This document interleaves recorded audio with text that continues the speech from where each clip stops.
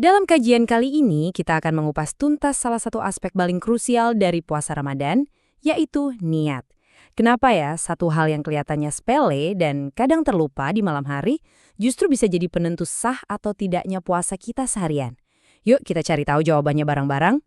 Coba deh bayangin skenario ini. Mungkin banyak dari kita yang pernah ngalamin. Kita bangun jam 5 pagi, azan subuh ternyata udah lewat. Terus kita baru sadar, aduh semalam lupa niat puasa. Nah pertanyaannya, puasa kita hari ini sah nggak ya? Ini nih yang akan kita jawab tuntas. Satu momen kelupaan kayak gini ternyata langsung memunculkan pertanyaan hukum fikih yang penting banget. Dan jawabannya, nggak sesederhana ya atau tidak, karena ini menyangkut langsung ke fondasi ibadah puasa itu sendiri. Oke, kita masuk ke bagian pertama, niat yang terlupa. Bagian kedua, fondasi ibadah puasa. Nah, untuk bisa menjawab pertanyaan tadi, kita harus paham dulu akarnya. Kenapa sih niat ini jadi fundamental banget dalam puasa? Jadi gini, ada satu prinsip inti dalam Islam yang pasti kita semua tahu. Setiap amalan itu dinilai berdasarkan niatnya. Niat inilah yang membedakan antara sekedar menahan lapar biasa dengan ibadah puasa. Makanya, niat jadi syarat mutlak supaya puasa kita dianggap sah. Eits, tapi tunggu dulu. Khusus untuk puasa wajib seperti puasa Ramadan, ada satu syarat tambahan lagi yang spesifik banget, yaitu soal waktu kapan kita harus pasang niat ini. Inilah yang disebut dengan tabyid. Dasarnya adalah hadis yang menyatakan bahwa siapapun yang tidak menetapkan niatnya sebelum fajar, maka nggak ada puasa baginya. Jelas banget ya aturannya, niatnya harus dipasang di malam hari. Kita lanjut ke bagian ketiga, satu dalil, dua pandangan. Oke, jadi poin kuncinya kan niat harus di malam hari. Tapi, disinilah mulai seru. Dari satu dalil yang sama ini loh, ternyata bisa muncul perdebatan menarik di kalangan ulama. Jadi, para ulama melihat dalil yang persis sama, tapi kok bisa sampai pada dua kesimpulan yang berbeda? Ternyata, akar perbedaannya itu ada di cara mereka memandang hakikat bulan Ramadan itu sendiri. Apakah ini 30 ibadah terpisah, atau satu paket ibadah yang utuh? Pandangan pertama, ini yang dipegang oleh mayoritas ulama. Melihat setiap hari di bulan Ramadan itu sebagai ibadah yang terpisah dan independen. Hari Senin puasanya sendiri, hari Selasa puasanya sendiri, dan seterusnya. Nah kalau gitu, logis kan setiap hari butuh niat baru yang dipasang di malam sebelumnya. Beda lagi dengan sudut pandang kedua. Pandangan ini melihat seluruh bulan Ramadan itu sebagai satu kesatuan ibadah yang nyambung terus-menerus. Mirip banget deh sama ibadah haji, di mana kita niatnya sekali di awal untuk seluruh rangkaian manasik. Artinya apa? Kalau ikut pandangan ini, cukup satu kali niat di awal Ramadan, itu udah bisa nge-cover puasa kita sebulan penuh. Tentu ada syaratnya. Rangkaian puasa kita nggak terputus, misalnya karena sakit atau safar yang membuat kita boleh berbuka.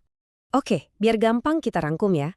Jadi ada pandangan harian yang sangat presisi sesuai teks hadis, tapi yaitu risikonya puasa kita bisa nggak sah kalau kelupaan. Di sisi lain, ada pandangan bulanan yang lebih fleksibel dan bisa berfungsi sebagai semacam jaring pengaman atau langkah antisipasi. Sekarang kita masuk ke bagian keempat, konsekuensi hukum fikih. Nah, ini bagian praktisnya. Mari kita lihat gimana semua teori tadi berdampak ke skenario awal kita. Apa aja sih konsekuensi hukumnya kalau kita beneran lupa niat? Kalau kita mengikuti pendapat mayoritas ulama, yang mana ini jadi standar di banyak tempat, konsekuensinya itu sangat spesifik dan berurutan. Konsekuensi pertama, dan ini yang paling telak, puasa Anda di hari itu dianggap tidak sah, batal.